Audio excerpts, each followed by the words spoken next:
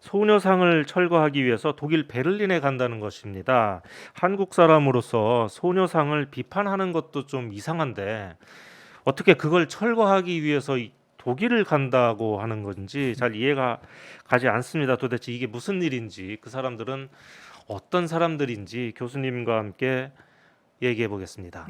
예, 뭐 직접적인 계기는 4월 28일까지 거슬러 올라갑니다. 그때 그 키시다 총리가요, 일본에 간 쇼르츠 독일 총리하고 정상회담을 가졌습니다.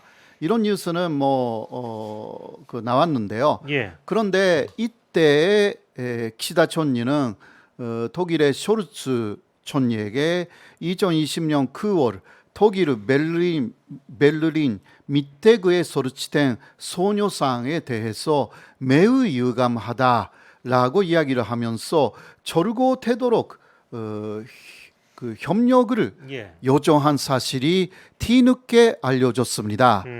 뭐 우리 언론에는 뭐 이게 그 예, 나오기는 했지만, 기시다 총리가 네, 이렇게 요청을 했다가 퇴짜를 맞았다. 왜냐하면 이 숄츠 총리가 권한이 없는 사람이기 때문에 네, 네, 군에서 한 일이기 때문에 예, 그렇죠. 그렇게 그런 그 예, 대답을 한 보도가 것으로 됐습니다. 알려져 있는데, 그러나 그 한국 정부에 대응하고 비교할 때 한국 정부도 이러한 부분은 시민단체가 하고 있기 때문에 정부에서 개입하는 것은 바람직하지 않다, 이런 입장이잖아요. 예, 그러나 일본은 총리가 개입을 했다라는 것이 상당히 특이한 부분이고, 예, 오히려 더 세계적으로 볼 때 비난받아야 되는 부분이다라고 할 수가 있습니다. 네, 이것을 금방 일본 정부는 발표하지는 않았습니다. 그런데 조금 지난 2주 정도 지난 5월 11일에 마츠노 관방 장관이 이런 식으로 슈르츠 총리에게도 키시다 총리가 소녀상 철거를 요청했다라는 것을 또 기자들에게 밝혔습니다. 예. 왜냐하면 기자들이 그런 일이 있었다고 들었다, 아하. 그런 식으로 질문했기 아하. 때문에 밝힌 것입니다. 예. 안 그러면 공개되지 않았을 가능성도 있는 거죠. 그러니까 공개하지 않으면서도 상당히 불미스러운 그 일이 진행되고 있었다라고 할 수가 있고요.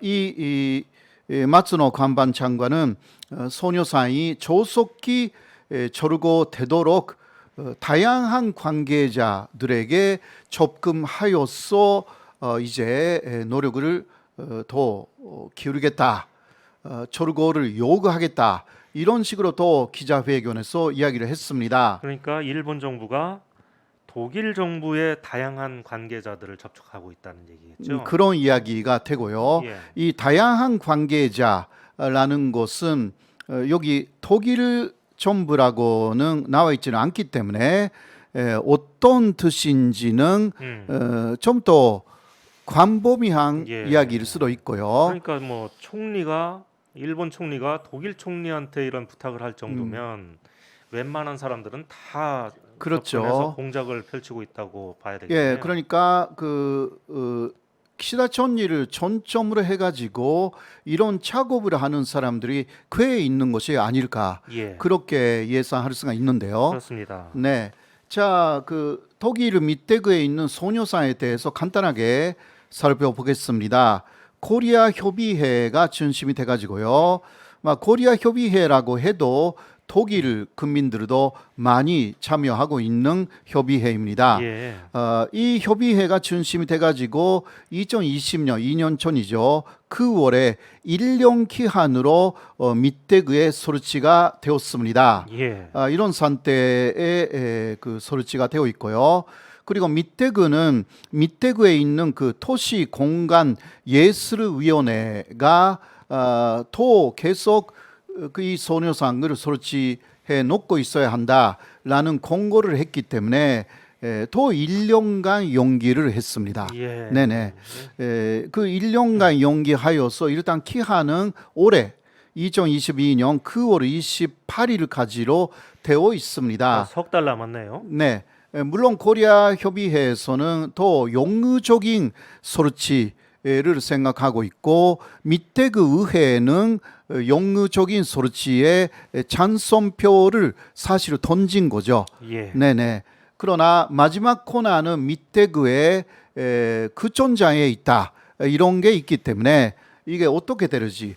그래서 한국 안에서도 신친일파들이 그리고 또 일본 정부도 이번만큼은 연장시키지 않겠다. 예. 그런 결심으로 그 임해 있다. 그렇게 할 수가 있는데요. 그러니까 2년 전에 이 소녀상이 처음 설치됐을 때가 기억이 나는데요. 네네. 그때도 일본 정부에서 엄청나게 방해 공작을 하지 않았습니까? 예, 그때는 그 모태기 외상이 그 독일 정부에게 철거를 요청했고요. 예. 예, 그런 식으로 매년 하고 있어요. 그 일본이. 그런 방해 공작을 뚫고 이렇게 미테구가 1년을 더 연장한다고 이렇게 발표했을 때 막 환호하던 그렇죠. 예, 시민단체들이 네. 환호하던 그런 모습이 아직 기억이 납니다. 네. 자, 여기서 또 그 우리가 정확하게 짚고 넘어가야 되는 부분은요. 키시다는 지금 그 러시아의 만행, 우크라이나 침공이라는 만행을 계속 규탄하고 있어요. 그렇죠. 그런데 일본 제국주의의 만행에 대해서는 계속 눈을 감는다라는 대단히 이중적인 태도를 일본 우파하고 똑같이 보이고 있다. 이 사람 비둘기파라고 해도요. 상당히 문제가 있는 부분을 그대로 노출시키고 예. 있다라고 할 수가 있죠. 2015년 12월 28일 이 사람이 한국에 와서 당시 윤병세 외교부 장관하고 위안부 합의 예. 이를 발표한 사람이기도 예, 하고 바로 그 문제의 위안부 합의를 네, 네. 대표한 사람이죠. 예. 그러니까 자신이 합의한 내용을 그 내용 중에서는 그 이명 합의에 소녀상을 절거하겠다라는 게 있었거든요. 예. 그 소녀상은 그 현재 연합뉴스 앞에 있는 그 소녀상을 말하는데 그렇죠. 그러나 그것도 지켜지지 않았고 또 소녀상이 세계적으로 소리가 되어 있기 때문에 이게 이 사람도 열심히 절거하는 운동에 참여하고 있다. 예. 굉장히 문제가 있죠. 천리가 이렇게 해도 되는지 그렇습니다. 참 의문이 드는 부분입니다. 자기 소신하고도 좀 거리가 먼 것 같은데. 그렇죠. 예. 자, 그런데 거기에 또 한국 사람들이 가세하기 시작했어요. 예. 아까 이야기가 나왔지만 엄마 부대의 주옥순 씨 그리고 반일 전적주의라는 책의 저자층 한 명이 이우연 씨 등 몇 사람이 6월 25일부터 그러니까 며칠 후죠. 6일 정도 밑에 글을 방문해가지고 소녀상 절거 운동을 벌이겠다 이렇게 발표를 하였어. 예. 이게 또 뉴스에 나왔습니다. 아까도 그렇지 않습니까? 말씀드렸지만 정말 귀를 의심했습니다. 네. 예. 그러니까 이렇게까지 그 행동에 나간다라는 분들이 좀 많지는 않을 건데 그러나 소수라고 해도 이런 행동에 나간다라는 것이 하나의 그 임팩트를 주기 때문에요. 예. 우리는 정말 조심해야 되는 부분들이 있는데요. 예, 일본의 그 아주 그 몹쓸 극우 신문인 산케이 신문이 네. 생각지도 못했던 원군이 나타났다고 이렇게 막 네. 좋아하잖아요. 뭐 생각지도 못했는지 계획을 뒤에서 했는지 잘 모르겠지만 예, 예. 키시다 총리하고 연결되어 있는지 그런 부분도 잘은 모르겠지만 예. 같은 목적을 갖고 예. 일본 정부 그리고 일본의 우파 그리고 한국의 이런 뭐 저는 신친일파라고 부르고 있는 사람들인데요. 네네. 이런 분들이 함께 같은 목적을 갖고 움직이고 있습니다. 예. 상당히 특이한 움직임을 보이고 있는 것입니다. 그걸 참 뭐라고 네. 표현을 할까 저 한참 생각을 했는데. 뭐 일본 쪽에서는 이고파 한국 사람들 중에서도 사실 위안부 문제에 반대하는 사람들이 많은 거 아니냐 예. 이런 효과는 있겠죠. 자, 주옥순 씨에 대해서는 많이 아는 분들이 많은데요. 이우연 씨가 어떤 사람인지 예. 잘 모를 분들도 많을 겁니다. 수요 집회가 있지 않습니까? 예, 예. 소녀상 앞에서 계속 정 의원 그 전에는 촌대협이라고 예. 이야기를 해가지고 계속 그 수요 집회를 했지 않습니까? 그렇습니다. 현재까지도 지금도 하고 있죠. 네, 뭐 예. 2,500개 500회 정도 넘었거든요. 예. 네, 거기에 반대 집회를 하는 사람입니다. 그러니까 위안부는 손노예가 아니라 자발적으로 위안부가 된 사람들이다. 그런 식으로 주장하는 사람들 중에 젊은 사람들 중에 중심 그게 이 의원 씨고요. 이 앞에 뭐 플래카드에 이렇게 써 있네요. 위안부 동상 반대, 네네. 노동자 동상 반대. 예. 그래서 이우연 씨는 그 위안부 문제뿐만이 아니라 간제치용 문제에도 상당히 그 나름대로의 연구를 해가지고 예. 전에도 이 방송에서도 이야기를 했고요. 그러니까 유엔의 인권위에 일본 자금으로 건너가서 그남도에서는 간제 노동이라는 게 없었다. 막 이러한 발표를 한 사람이기도 하고요. 유엔에 가서 그런 얘기를 유엔에 했다는 가서 얘기잖아요. 그러나 일본의 극우 단체가 모든 돈을 냈습니다. 아, 그게 그때는 한국 사람입니까? 일본 사람이지. 예, 그런 그렇죠. 식으로 뭐 따진다면. 일본 사람들 중에서도 극우에 속하는 사람이라고 할 수밖에 없습니다. 예. 자, 그런 정도면 이 사람은 거의 국적을 바꿔야 되는 사람 아닌가 하는 생각이 뭐 드는데. 극적으로 바꾸지 않아도 예. 뭐 말하자면 위안부 문제에 대한 완전히 일본 극우의 견해를 그대로 갖고 또 그것을 강화시킨 사람이라고도 할 수가 있습니다. 그러니까요. 네, 저 사람들이 저렇게 베를린에 간다는 사람들이요. 네, 이 사람들이 한편으로는 한심하다는 그런 생각도 들지만 또 이런 생각도 듭니다. 일본 사람들은 정말 저 소녀상을 정말 이렇게 무서워하는구나.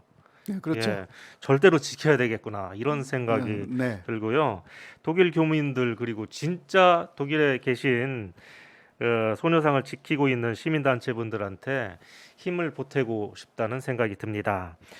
제가 한 가지 또 말씀드리고 싶은 게 있는데 어제 오마이뉴스에요 이런 기사가 떴습니다. 소녀상 철거 요청하러 오는 한국인에 대한 독일의 반응이라고 돼 있어서 마침 오늘 그 주제하고 이렇게 연결이 돼 있어서 네. 이걸 좀 재밌게 읽었습니다.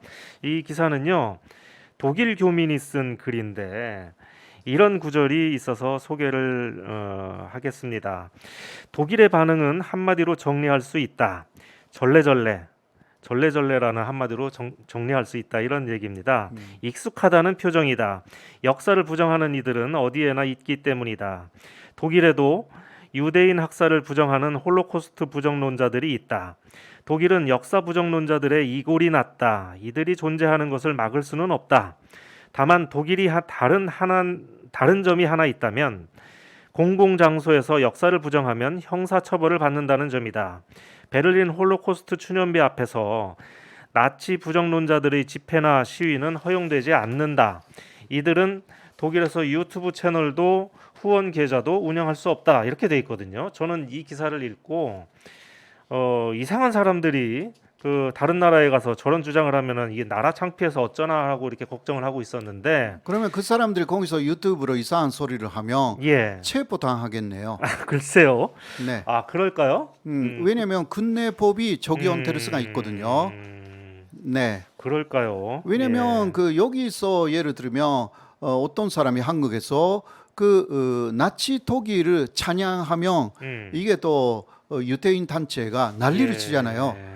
예, 거기에 가서도 하면 독일에서 그 사람들이 처벌을 받을 수가 있네요. 좀 지켜봐야. 그러니까 원칙적으로는 그런데 근데 네. 독일 당국에서 일본 측 그 예전 그 과거 잘못된 것들을 옹호하는 사람들을 과연 처벌까지 할 수 있을지 그것까지는 잘 모르겠습니다. 네, 또 예. 한국말을 이해할 수가 없기 때문에 예. 또 그쪽에서는 예, 그렇죠. 네, 예, 좌우간 저는 걱정을 좀 했었는데 이분들 때문에 독일인들한테는 오히려 익숙한 일이라고 하니까 좀 안심이 되고요. 네, 이런 독일인들이라면 오히려 그 사람들이 창피를 당하지 않을까 하는 생각도 들었습니다. 그러네요. 근데 한 가지 더요. 독일은 공공장소에서 역사를 부정하면 형사 처벌을 받는다 이런 대목이 있는데 네, 저 이 부분은 좀 부러워지더라고요. 그렇죠. 한국에서도 그런 거 그 사실은 만들려고 추진을 좀 했지 않습니까? 예.